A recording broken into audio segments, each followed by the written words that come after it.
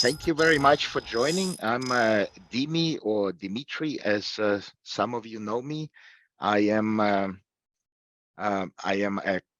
co-chair of the Frankfurt branch of Financial Executives Network Group. I'm also a member of the New York branch and Miami branch, and I've been a member for about 8 years in New York. I believe you know my bio. So currently I am out of the corporate world, and I started my own company, and I will mention a little bit about what we do. But today's presentation will have a rather broad topic, as mentioned in the invite, touching upon the income inequality crisis, linking it to a great resignation and quiet quitting crisis, and sort of giving you my perspective on these things, which prompted me actually to launch my company when I felt that there is a big gap that needs to be addressed. So the way we will structure this, I will try to go through the presentation in under 30 minutes. I think there will be a lot of information that will be challenging your assumptions or your knowledge. So these are debatable topics. Yeah, I will ask you to hold your questions until the end, and then at the end we will have then about half an hour for questions, and I could jump back and forth with the slides if we need to go back. Yeah. So this session is also being recorded, so we will share a link so that others who will be late for joining could also see it, and we will also share the presentation in the end tomorrow or whenever we send the link, so you will have the same presentation that I will be going through for your records. And if ever after that you want to reach out to me and discuss any particular aspect or any questions that were not answered here, I will welcome that. Yeah, this is a broad and important and interesting topic. So at this point, I would like to actually switch to the presentation mode, and yeah, let's see if that would work. Okay.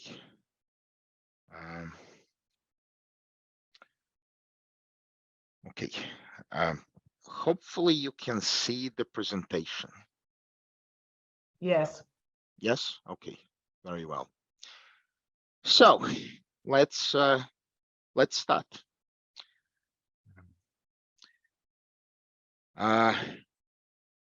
So the reality today, yeah, this is what you hear in the news, you see with your own eyes, you feel it on your family. It's sort of, I would say, it's probably the worst kind of crisis probably in our lifetimes. Yeah, for those who survived the financial crisis from 2008, 2009, that felt like a specific problem. It felt big, but now it feels like the entire foundation of our society is crumbling.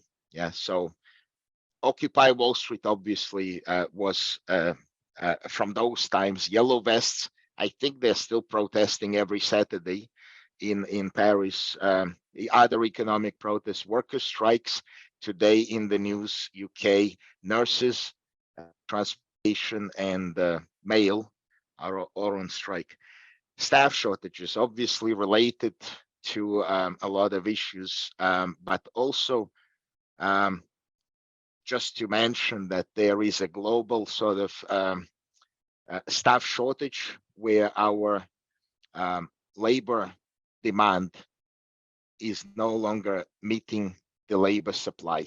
So when you look at the economics, since 2018, basically, even before COVID, we have a gap, where there is basically not enough employable people to fill all the jobs. And that gap exploded over the time of COVID. And this has sort of caused a lot of panic, I would say, that people are experiencing in the on the recruiting side, but also managers are seeing these issues.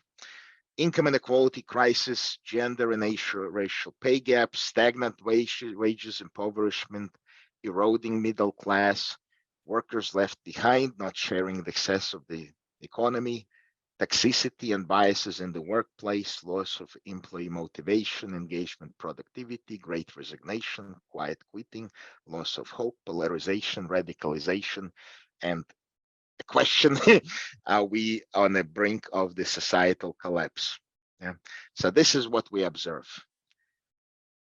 This is what we tend to talk about. This is what is in the news. And generally, if you look at the left-hand side of this, this is sort of the share of the wealth that is belongs to different classes, sort of the lower income class, the middle class, and the upper income class. And basically, over the last 50 years, we are seeing this trend where the middle income is declining and the upper income class is gaining more and more, a bigger share of the income, as well as a bigger share of the wealth. It's a very similar looking graph.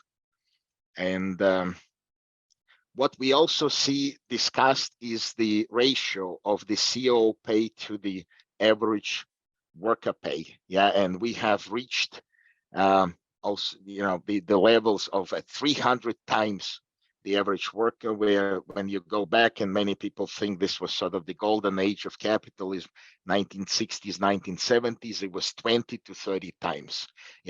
And what you hear a lot in the story is basically there are greedy CEOs, and there is some kind of a attempt to sort of grab the share of the wealth and the income, and this is all wrong, and we need to cut CO pay, we need to tax them more, and so forth.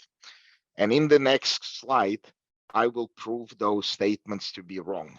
And you will see it right here. So the root causes. And I will show you, first of all, the graph, and I'll explain you the lines here. And I pulled the graph myself from the public data. The top line, the red line, is from the 1970s until basically our time. And this is US data, but it would be similar for Europe or globally. The top line, 4,000% growth, is the growth in US domestic market capitalization. This is the stock price or the value of the companies in US, growing 4,000%. The next line, the green one, is the US corporate profits, growing over the same period by 1,700%. The next line here at 154%, is the US CEO compensation. And you can actually see even the way that the trend has been performing. And this was the famous internet bubble, 2000, 2001. And what you see is that the CO pay actually, follows quite closely the company profits and the stock market. And it would make sense because their compensation is usually linked to their company profits and the stock market. Where the problem is this blue line, and this is the US real median personal income. Over the last 50 years, it increased by 40%. Adjusted for inflation, all of these numbers. So this difference between the essentially flat wages and the CEO compensation at 1,000 something, company profits at 1,700, capital market at 4,000. This is where the income inequality gap and income inequality crisis resides. And what I just showed you basically confirms, at least in my mind, that it's not the CEO compensation that is the problem. Yeah, the CEO compensation actually looks fairly aligned to the performance of their companies. It's the employee compensation that is not aligned. Yeah, and the way to solve the income inequality crisis really should be, and the same with the CO to worker average, should be to raise the employee incomes, employee compensation somewhere closer to, at least more aligned to the company profits or the stock market. How did this happen? Yeah, how did this happen? Number one, globalization and technological progress. Yeah, new markets mean new revenues. On the other hand, outsourcing. Yeah, the wages were depressed, and there was a lot of cost arbitrage by the companies, where they basically companies had access to foreign markets for human capital, whereas the humans in our developed world did not have such ability. Yeah, so outsourcing kept the costs low, the globalization kept the revenues high and growing, which basically led to the significant gap in the significant profits over the last 50 years. Now, the problem why the reason why the employee wages have not followed the trend with CEOs is basically the outdated compensation policies, okay, outdated compensation models. Mostly, we have not had employee participation in the system, which could be accomplished through stock ownership or profit sharing. We basically had wages, salaries, and maybe some performance bonus. And that was really kept, I would say, compressed, again, because there was a lot of opportunity with outsourcing. So nobody really had to pay the workers for 50 years. And now we're finally at the point where that came back and is causing issues. Now, there is another problem in the free markets that was really hidden for many years. I mean, I've seen people talk about it a little bit, but it wasn't sort of prevalent in the conversation. And that is what we refer to as a loyalty tax, where people doing the same job over the years for the same company tend to basically be part of the flat wage organization. And they, in fact, tend to fall back behind the inflation in the market. And this is because, again, our compensation systems have no mechanism for rewarding the growing value of workers for their employer that they accumulate with as they prove themselves, as they learn the company, and as they accumulate company relevant knowledge. Now, one more point here is that this income inequality crisis cannot be solved with higher taxes or minimum wages. Higher taxes, first of all, I mean, you're kind of squeezing, trying to squeeze juice from a stone. There's only so much you can squeeze from people and companies that have access to offshore accounts and other countries and other residencies. Plus, taxes come on the back. They don't really encourage any kind of positive behaviors. Yeah, they tend to just penalize things. And even lowering taxes, I mean, it kind of just opens things up, but it doesn't necessarily lead to closing of the gaps or lifting the incomes from the bottom up. The second point, you cannot solve it with higher minimum wages. Yeah, even $15 or 15 euros an hour is not going to be enough. 20 is not going to be enough. I mean, basically, you need to get to a level between 30 and 50 euros per hour, which has been determined to be what they call the price of happiness. This is where people start to feel like they are living financially comfortably. Yeah, and this is basically somewhere between 70 and 100,000 a year. And if you do that, obviously the entire economy will collapse. yeah, because there's just not enough revenue to support that kind of a wage. So um, a lot of words here, yeah, and I will just point to something at the bottom, yeah, maybe two things.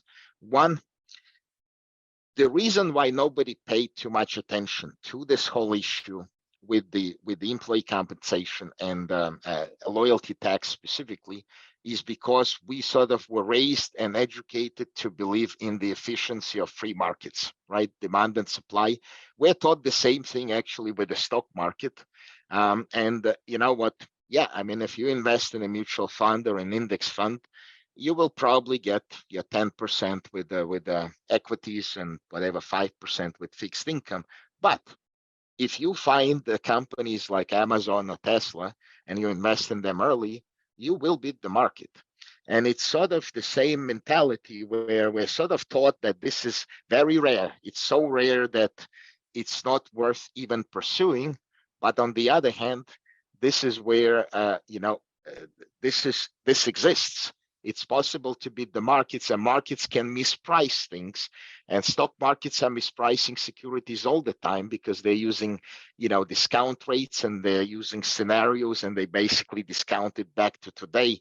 So, a company that's going to grow, 1,000% over the next few years, it will be discounted almost to the same as a company that will grow, I don't know, 20%. Yeah. And similar with the when you are approaching sort of the value of an employee, there hasn't been a perfect system of how to determine such value. But the thing is that what is being missed is that an employee, especially a long-term employee, is much more valuable to their employer than to the market for two major reasons. The market does not know for sure, it has no proof of what kind of an employee you are in terms of your character, in terms of your work ethic, and so forth.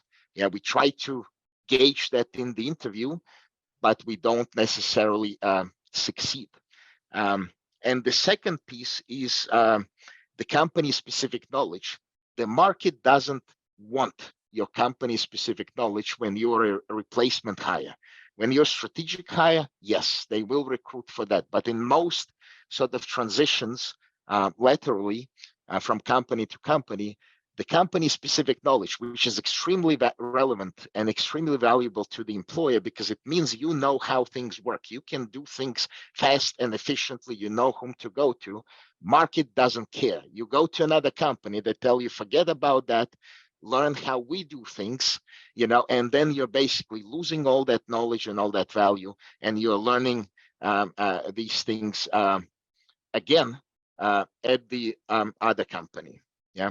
And what we are saying essentially, and I will repeat that through the presentation, the only way to fix this problem is to realize that the companies have to reward their people higher than the market.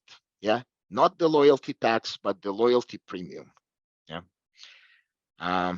Otherwise, we are underpaying the people, and we are also ignoring the social conventions where we have high respect for the character we value, good, great, high character, and we also have respect for experience and people with accumulated experience. And then in employment with sort of meritocracy, this has been completely abandoned, and they can coexist. Yeah, it's not either or.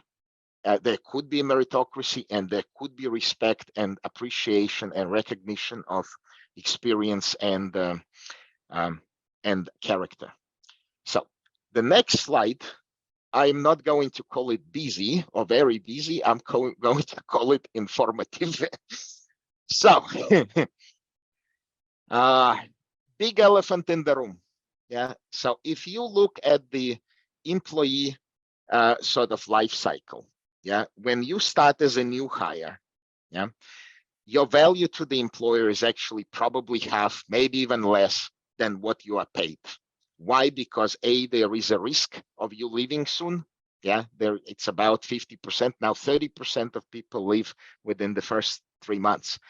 There is also a need for you to prove yourself, which is this piece, the proven character. You know, when you're hired, it is assumed probably takes 1 to 3 years for you to actually prove your character, and also as much time for you to be fully trained. Yeah. So usually somewhere between 1 and 3 years is when you actually get to a point where you are valued as much as what they're paying you. Yeah.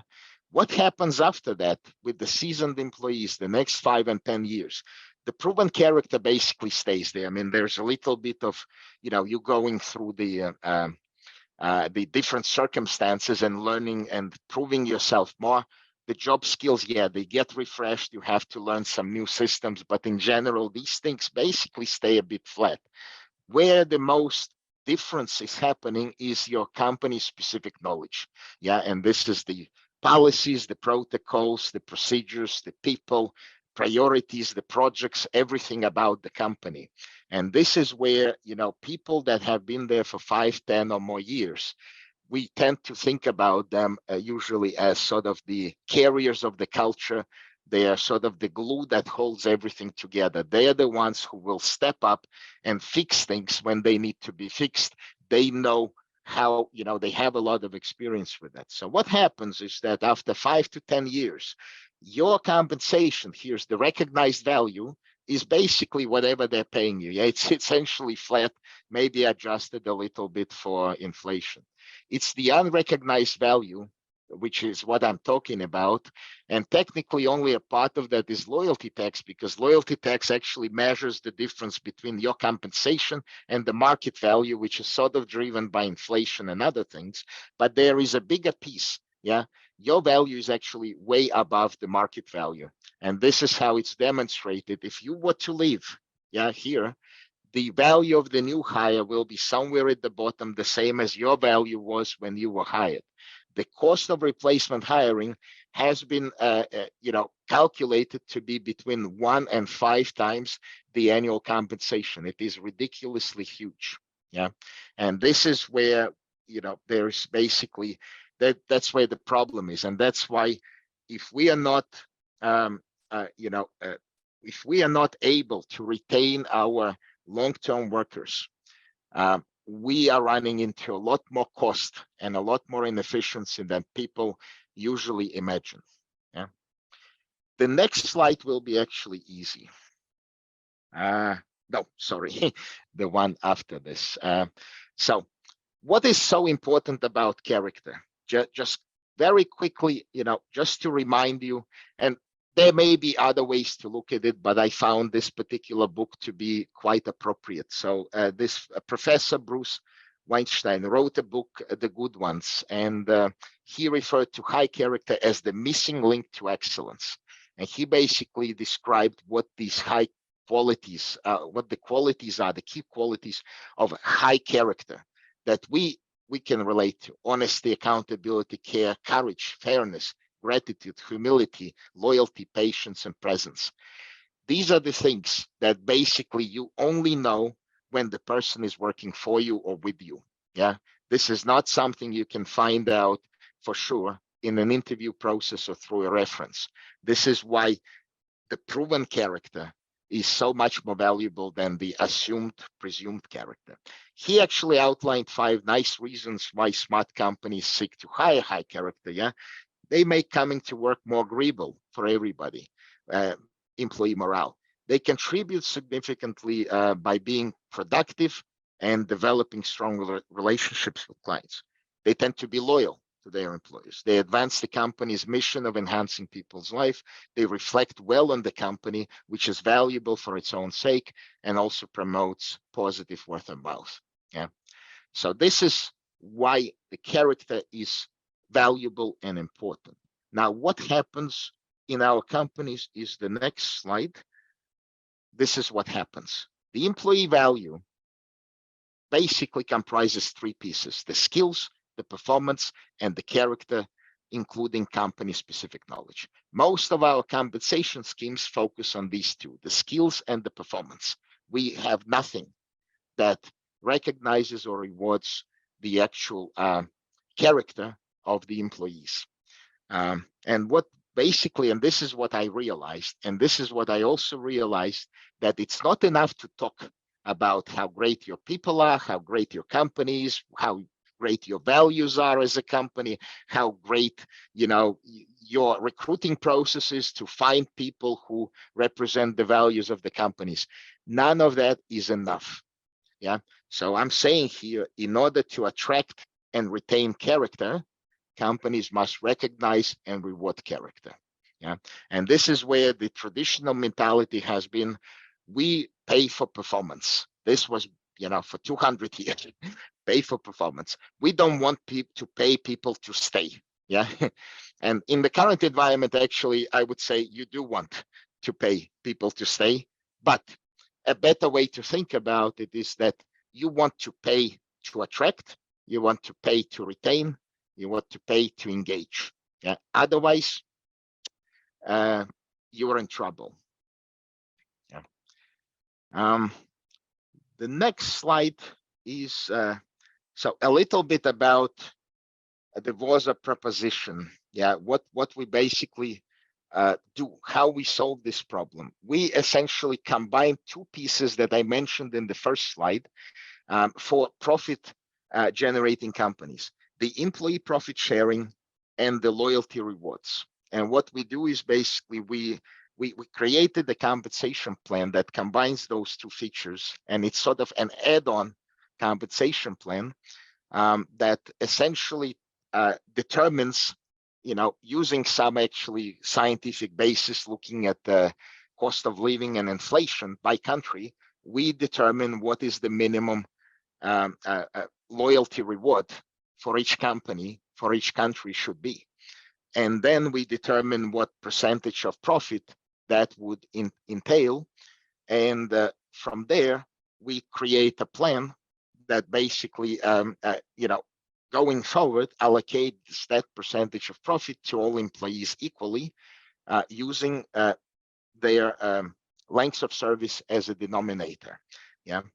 And we also have a plan that doesn't include profit. So for public companies, for government agencies, essentially we would determine the amount, you know, that is meaningful, and we would then basically implement that amount that gets paid to people essentially with their paychecks. But the difference is, compared to these union negotiations and these strike settlements, yeah, they end up basically usually agreeing on some kind of a wage increase from entry level all the way, you know, all the way across the horizon.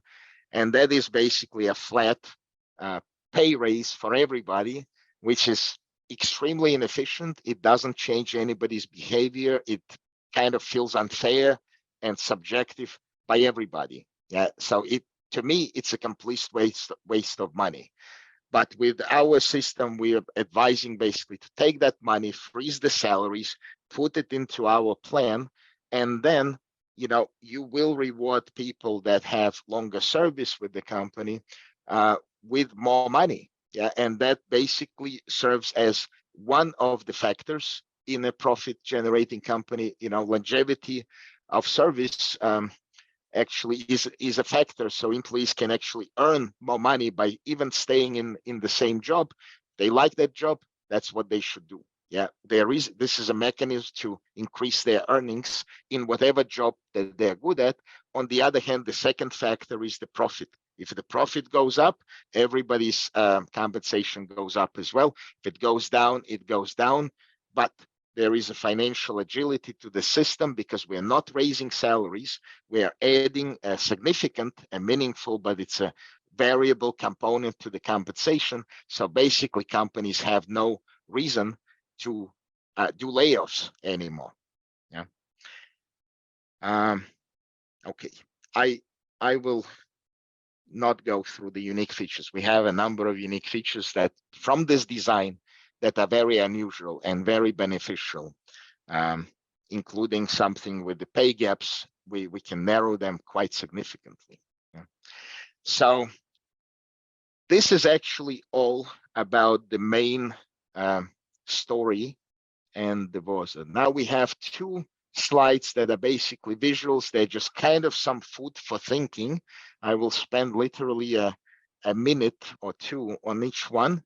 And you will see how this philosophy feeds into those that kind of a broader philosophy potentially. Yeah, potentially. It's not sort of necessarily tied, just something that when I came up with these things, I thought, hey, you know what, we can look at other things differently too.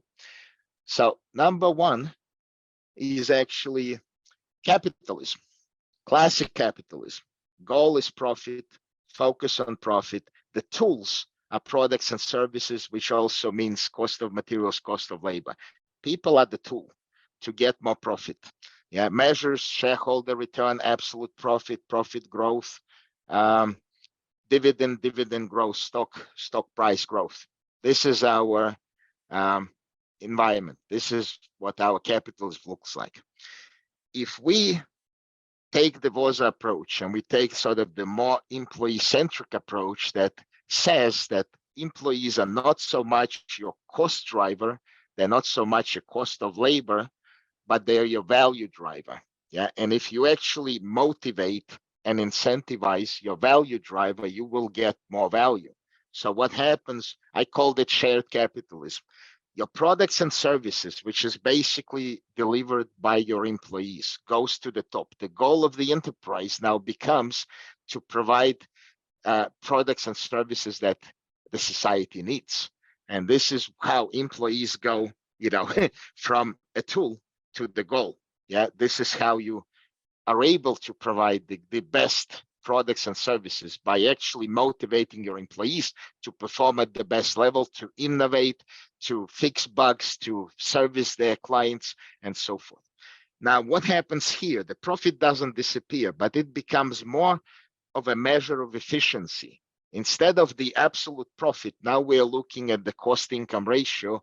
Yes, you have to be efficient in a free market economy, which is also good, because this is kind of the problem with other systems, authoritarian or socialist, where there is really no focus. It's more ideological. So they create companies and provide services sort of that they feel are needed, but there's really no measure of whether they are profitable or not. And that actually causes often a lot of excesses and gaps ideologically. So efficiency is a good thing. Yeah, you want to make sure, because if the society is not willing to pay for your product or service, you really should not be providing it, or you should find a better way to provide it. Yeah, so there should not be sort of a charity case for traditional products. I mean, obviously with government services or some essential services, this is different. Now, here's an interesting part. Yeah, we are adding ethically. Yeah, this one is a bit contentious, but this is where ESG comes in. So how do you want to provide the products and services efficiently and ethically? Now, ethically, ESG, obviously, at the bottom of it is legality. Yeah, you have to at least match all the rules and laws and regulations. Where ESG is supposed to come in is for those that go above and beyond what is minimally required legally.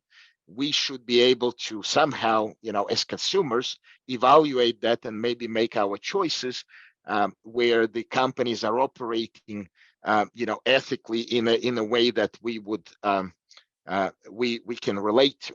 So this is becoming an important point. Yeah, it's not fully worked out in the practice, but I think it's a good visual to see how should the companies operate. And then what happens is, in terms of the measures, you're sort of going away from the absolute profit and stock price, and you're going to the efficiency, you go to ESG ratings, you go to client survey scores, and you go to employee survey scores. Yeah, it's a very different approach to measuring and understanding the performance of the company. And the last slide here, Ikigai. Yeah, for the people that are familiar with Ikigai, it's a Japanese concept. It's actually on the left. Yeah, this is sort of where you combine your passion, your mission, your vacation, and your profession. And if you are able to meet all of those things, it makes you a happy human. Yeah, whenever something is missing, that basically becomes you know, something else. Yeah, you're missing a piece. And this actually, I was able to translate it to a business ikigai. Yeah. So on the top, what your company can do. Sorry, let's start from this one. What the society needs. Yeah, it's always the market. You are trying to meet the societal needs. That's the purpose of the business. Yeah. So if you're able to meet the needs, yeah, you're in this oval. What the society is willing to pay for. This was that efficiency or you know, the cost income ratio, right? The efficiency question. Are you able basically to is the society willing to pay for the products that you are providing? What your company is good at. Yeah, this is kind of what you are good at as a person. So here, this is where actually, I apologize, the profitability comes into play in this circle, because this is part of your business advantage. So comes from here.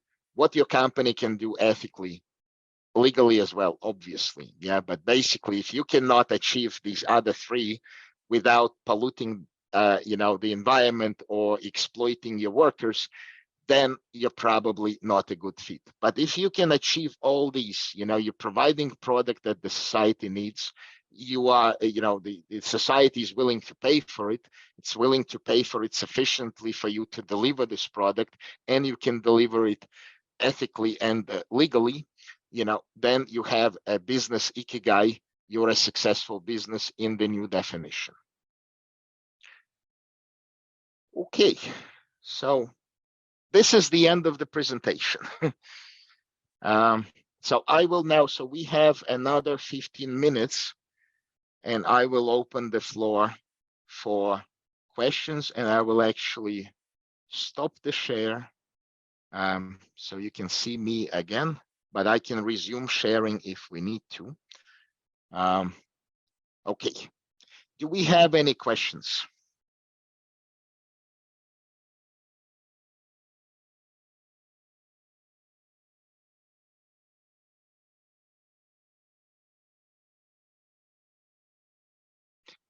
Yes, Yalda, I think you can unmute yourself.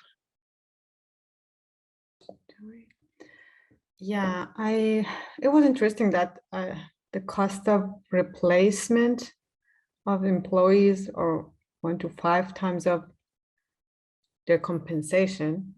Yeah, that's what you were presenting. Yes. If that's true, it's I think the organizations really need to rethink what they're doing about new hiring and layoffs, actually.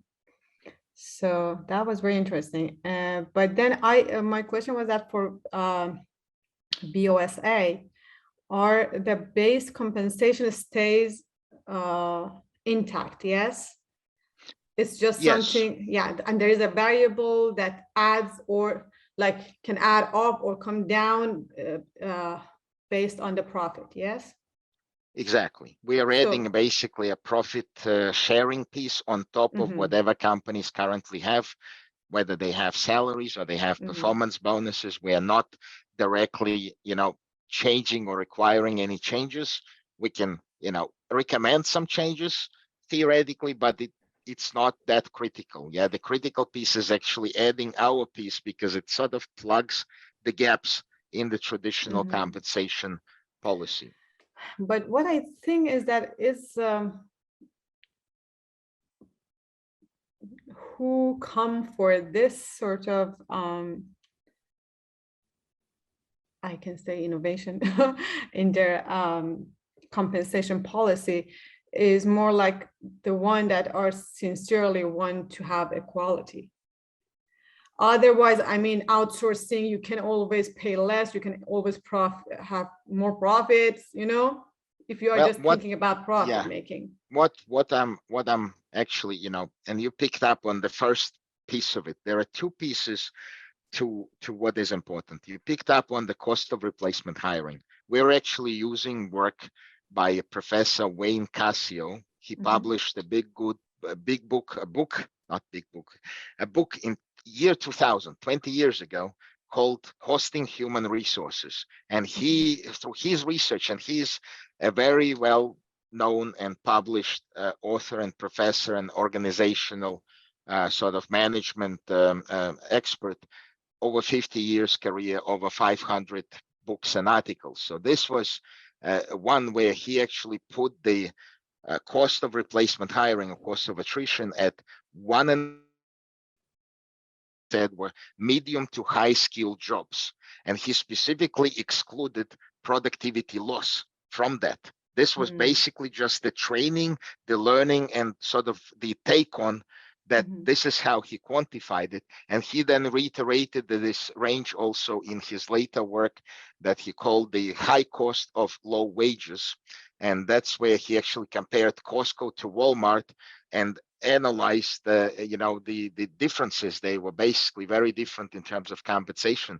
And he actually introduced another figure of 0.6 annual wage for the low skilled jobs like a retail. So this is what we're using on the attrition side. And I can basically multiply it by 2 if I add a cost of loss of productivity. Yeah, I don't have a good figure for it, but it is in excess of that. So I would say the 2.5 is basically, sort of a conservative number for high skilled industries, and 1.5 is sort of middle. So it's up there. So Even you're saying bigger, sorry, go ahead. yes, even bigger than that is actually the cost of disengagement. And we had a study recently that 70% of US employees are disengaged at work. Gallup said that basically companies that come to them for help sort of re-engineer the cultures and improve them have an average of 50% disengagement. After 2 or 3 years of working with the companies, they're able to increase that to 70% engagement, so 30% disengagement. So this is basically the best that Gallup is able to achieve, but I don't think they're not doing compensation adjustments. Yeah, and what I'm saying is that the missing piece on a lot of the problem is actually in the compensation, because compensation does not align with the values of the companies, and people feel it. And they basically, if they don't leave, immediately, they kind of shut down and become disengaged. And other studies have shown that the difference in productivity between an engaged and disengaged employee are between 20 and 60%. So when we take those numbers and combine them, what we are saying is that we can actually implement this program basically cost-free or cost neutrally, because we are freezing the future salary increases. Yeah, so we're taking that and we are loading it into this program. But the benefits of this program will be so remarkable that using these numbers, they're actually generating in my calculator, between 100 and 300% return on investment within the next 1 to 2 years. Yeah, as soon as employees believe in this program, just using these numbers that I quoted and applying them to the company situation, this is the kind of profit boost that they are looking at, and it is clearly very significant. So we are able to sell it to people that don't particularly care about employees or sort of equality or anything, but they care about profit. And this thing is basically the best hidden sort of secret that can unlock that potential for the profit boost and productivity. Yeah, I'm thinking about academia though, for instance. But that was interesting how it's still work for more profit.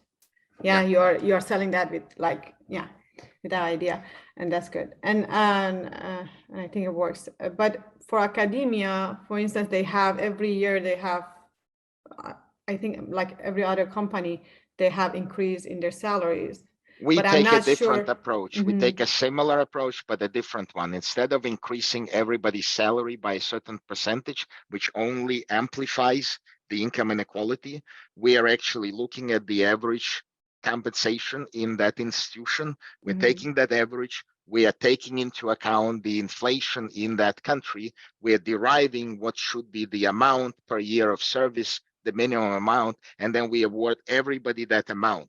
So the person with $50,000 salary and the person with $25,000 salary, let's say the amount is 1,000, they both get 1,000 per year of service. And what happens then is that after 10 years, for example, they will both get 10,000 extra, for their service. So for the person with 50,000, that's a 20% pay raise. Yeah. But for the person with 25, or let's say 20,000, that would be basically a 50% raise. So we're actively squeezing the pay gaps without inequality or social engineering. Basically, everybody gets but the same amount instead of the same percentage. And that's how we flip it. Yeah. But it is possible that like people with higher salaries with this strategy, they get lower raises every year. Yes. They're not lower raises. Everybody gets the same raise. And the way we frame it, basically, and this is where the power of this messaging or this, it's a bit of a mentality shift.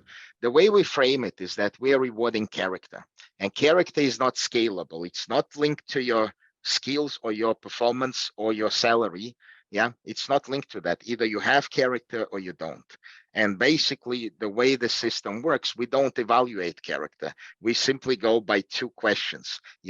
Were you fired or did you leave? And if the answer is no, that means you have the character that the company wants to have. Yeah. So then it becomes very simple. If you're on payroll, you have the character. If you have the character, whether you are CEO or you are sort of the whatever it is, a receptionist, doesn't matter. We pay you the same. And that is sort of also a unifying factor. Yeah. And that is sort of how we are able to bring respect back into the picture. And it also means that somebody, at a low skill job has a chance to actually get into the middle income just by doing a good job and staying loyal to the company without having to ask anybody for promotion or anything, without having to go to night school and earn an MBA and become a CEO. No, if you like your job and you're good at it and you want to stay there, the company should want to keep you there. Yeah, promotion should not be the only way to actually give people raises, and it's actually the worst way, because we tend to promote either good performers into a manager position where they sort of thought, they're not performing anymore, or they become bad managers and we're paying them more money. We should promote people based on their skills and abilities as a manager, and we should be completely okay. Yeah, even celebrate when somebody does the same job and does it well for 20 or 30 years. That is great. There's no problem with that at all. But our attitude has been formed that this is somehow, a negative thing. That's kind of up or out mentality. We have to change that. And this compensation system basically forces this change in mentality. Yeah, interesting. Yeah. Okay, I have one more thing to say, but if anybody else has a question. Okay, let's see if anybody else has a question. If anybody has a question, please unmute yourself and then you can ask the question.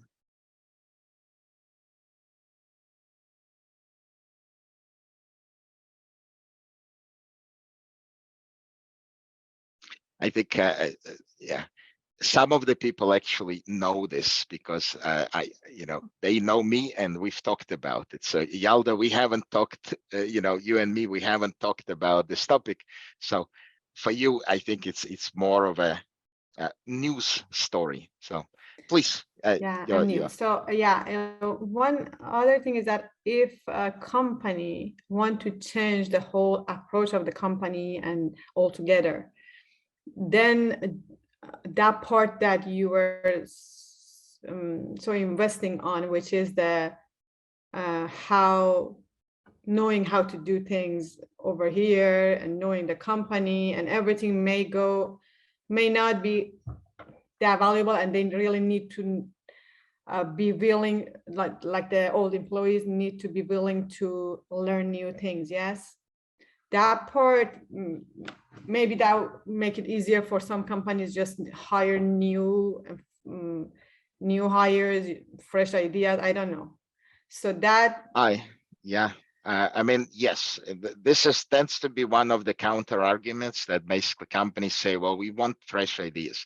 And then I ask them, I have a JP Morgan Chase is my bank in the US, and I've been using their mobile app, for the last 20 years. I was one of the first users when it came on a diskette. In 20 years, I don't believe it has changed. They keep changing the fonts. They keep moving items, menu items. I don't see innovation. Like, where is the innovation in banking? My wire transfer still takes 2 days or whatnot.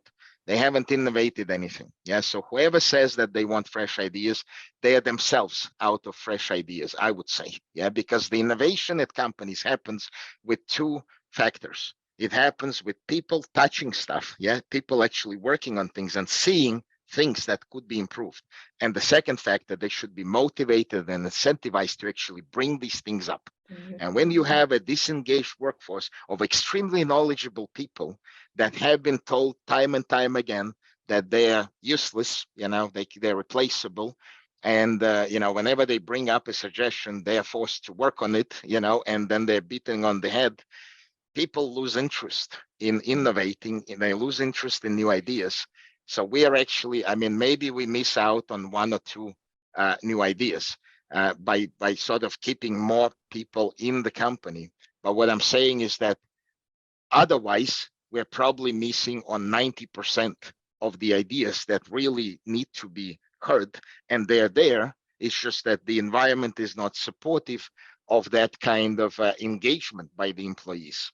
Yeah, and that becomes, to me, that is a much bigger problem. If they could get all the people back to be engaged, as passionate as they were when they hired, everybody's passionate when you start your first job. And then somehow 20 years later, you're sort of sitting back and you're kind of resisting change and you're lazy now.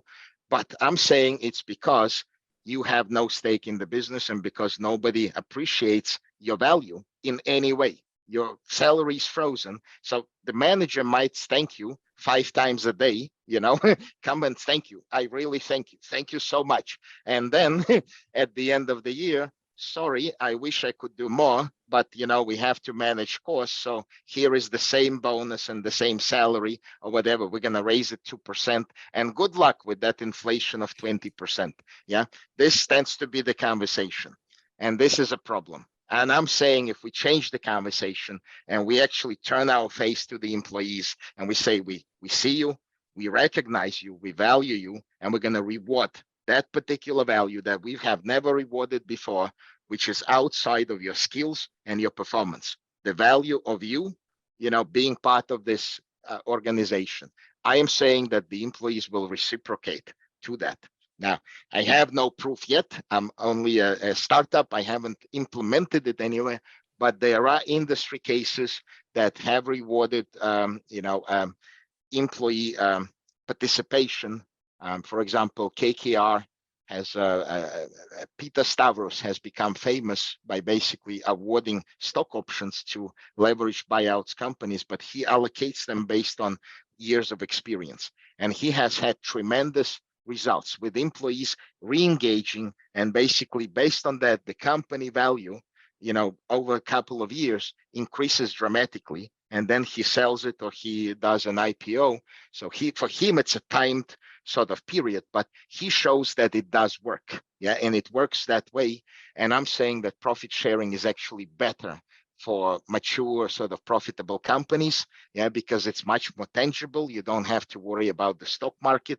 It's a lot better as a motivator. So I expect actually much better results than what he has. And he has results, KPIs, employee KPIs going above 100% in increases. Yeah. So. Yeah, I love the approach, the USA approach. And I think it may sounds is about money and compensation, but I think it's personally and professionally growth oriented. So I really love that. That's also one of the comments I usually get, that it's not all about money. And I say that, yes, this approach is also not about money. There's no perfect absolute number, that you can give somebody to make them happy. It's about whether the compensation is perceived by employees as fair and if it's perceived as something that values them appropriately, but they also like to see it to be somewhat transparent, somewhat consistent, somewhat objective. Yeah, and this is where we are actually removing the bias from the system. We're taking some money from the managers' opportunity to allocate it to their employees. And we're saying, yeah, don't put more money in discretionary bonuses. Put the money here. I'm not saying take it out necessarily unless there is a reason to do it, but we're saying let's put some money into sort of an objective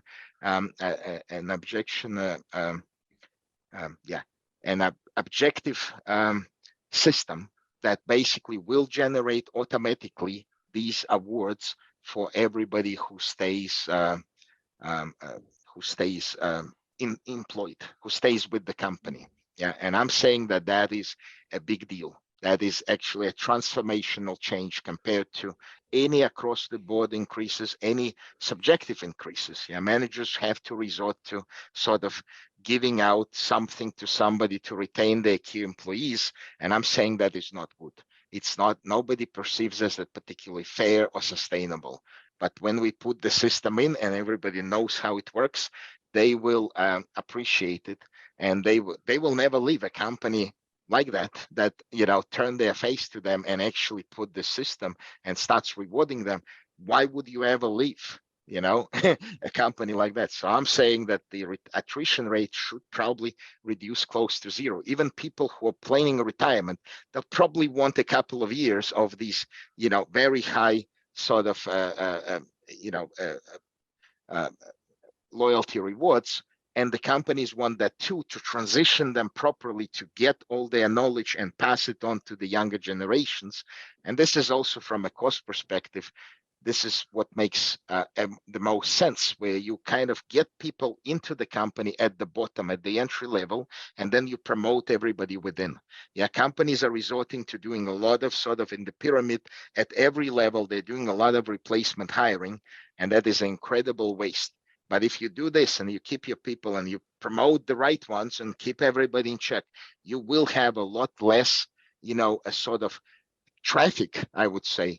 But in terms of the cost, your people, the new people, new ideas, fresh ideas will be coming in at the cheapest rate at the bottom, as they should be, where you have a chance to actually watch them and monitor them and then identify, their skills and character and promotion potential. This is what you want. With replacement hiring, there's a lot of loss and a lot of sort of lost productivity, basically it's a financial, it's an incredible financial waste. But I don't think anybody spotlighted it until now, and we are actually making it very visible, very tangible, how much of a waste it actually is. And we're saying, but I mean, you may not see it because you're sort of used to living in this world, and you're not really writing checks that much for this cost, but it's an opportunity cost, or it's sort of an inefficiency built into your cost base that could be 50%. Companies could, if they re-engage the people and cut down on attrition, they could probably operate at 50% of their cost, at half of the stuff, because of how much of the attrition is there. And that would actually support them for many years in terms of sort of the regular natural attrition or the retirement, which happens, maybe at 3% rate. Okay. Any other questions? I put myself on camera, Dimi. I'm one of those people who already know the idea, so I didn't ask the questions, but I found the presentation really to the point, very highlighting every single aspect, if I can say, about this program that you are creating. Yeah. Thank you very much, Alex. Anybody else? I can also relate to that. Thank you very much for the knowledge transfer. I think it was very insightful, and it gives another perspective to think about. So thank you very much. Yeah. Thank you.